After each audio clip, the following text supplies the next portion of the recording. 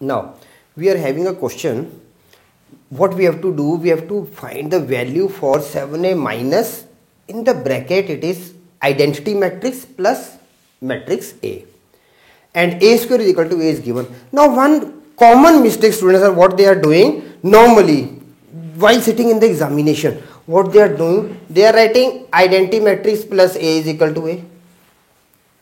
So identity matrix with a, it is a, not this part. Okay, so never go for such type of silly mistakes. Okay, so let's start it.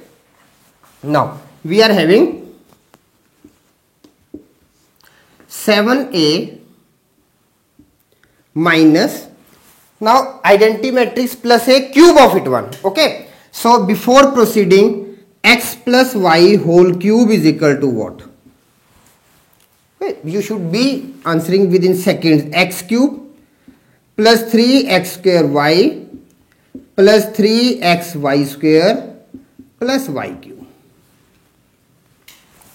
Okay, so now we are moving for this part.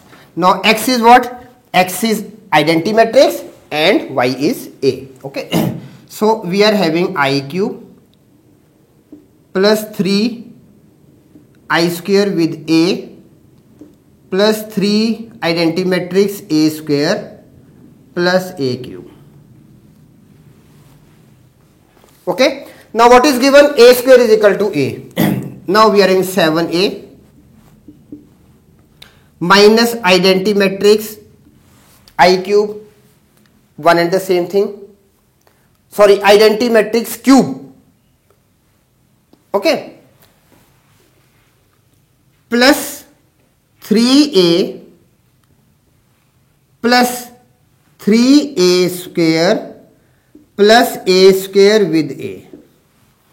Now this becomes 7a minus identity matrix plus 3a plus 3a.